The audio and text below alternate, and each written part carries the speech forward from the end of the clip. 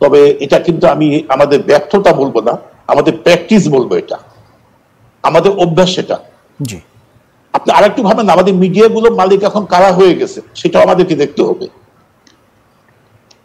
তো জায়গা আমি এই বিষয়ে বেশি দূর কথা বলবো না, কিন্তু আমার এটুকুই কথা হচ্ছে, এটা আমাদের একটা প্র্যাকটিস হয়ে গেছে, একটা অভ্যাস হয়ে গেছে।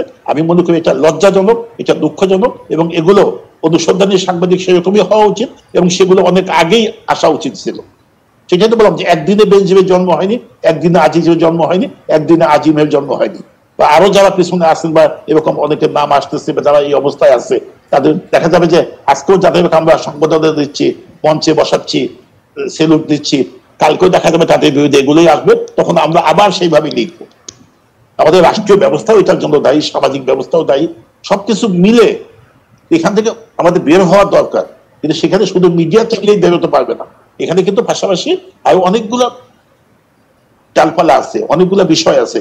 সবাই যদি একমত বা একত্রিত না হতে পারে, শুধু একমাত্র মিডিয়ার পক্ষে এখান থেকে বের হওয়া সম্ভব না, এবং কোনো অনুসন্ধানী সাংবাদিকতার পক্ষেও বা সাংবাদিকতা করে বা কোনো সাংবাদিকের পক্ষেও এভাবে বের করা সম্ভব না। সেক্ষেত্রে সেই সাংবাদিক নিজেই গুম হয়ে যাবে। আমি যতই সাংবাদিকতা করি না কেন, আমার প্রথম হচ্ছে আমাকে নিজের লাইফটা আমাকে সেভ করতে হবে, দ্বিতীয় হচ্ছে আমার কাজ। আমি আমার নিজের জীবনকে হুমকির মুখে রেখে, ঝুঁকির মুখে রেখে আমি তো কখনোই অনুসন্ধানী সাংবাদিকতা করবো না। ওই প্র্যাকটিস আমাদের নাই, এবং আমি এটা পক্ষেও না। আমার নিজেকে আগে সেভ করতে হবে, আমার ফ্যামিলিকে সেভ করতে হবে, তারপর হচ্ছে আমার বাকি কাজ। আমার নীতির কথা বলি, সাংবাদিকতার কথা বলি, এগুলো এটা আমার পরবর্তী পর্যায়ে আসবে। কিন্তু আগে যদি আমি এটুকু যদি দেখি, এখন যে যারা হাত পা বাঁধা হয়ে গেছে, এখন তারা চাকরিতে নাই, এখন রিটায়ার্ড হয়ে গেছে, এখনো তারা যেভাবে বলতেছে তার চেয়ে 10 গুণ রং কালার মিশিয়ে আমরা জিনিসটাকে আরো প্রকাশ করি। কিন্তু এই সাংবাদিকতা আমরা চাই না। আমরা চাই অনুসন্ধানী সাংবাদিকতা, সৎ সাংবাদিকতা, যে সাংবাদিকতায় সত্য জিনিসটা ফুটে উঠে, নিরপেক্ষ এবং সত্য। জি জি, অনেক ধন্যবাদ জনাব পারভেজ খান। সম্ভবত প্রফেসর আহমেদ কিছু বলতে চাচ্ছিলেন।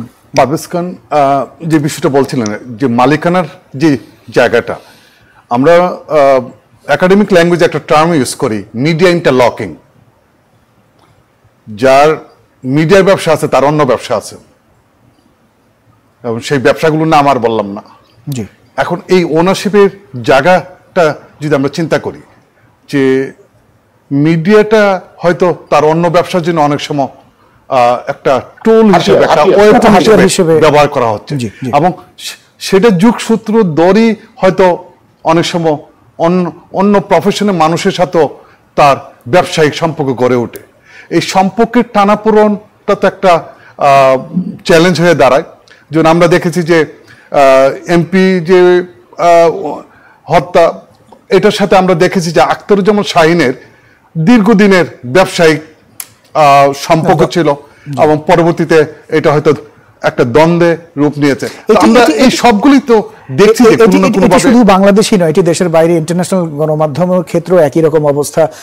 আল জাজিরা যা বলে, গাজা সিএনএন আবার আরেকভাবে বলে, তো বিভিন্ন ভাবে এটি। আল জাজিরা আমাদের জেনারেল আজিজকে বললো না, আজিজকে অনেক কিছু করলো।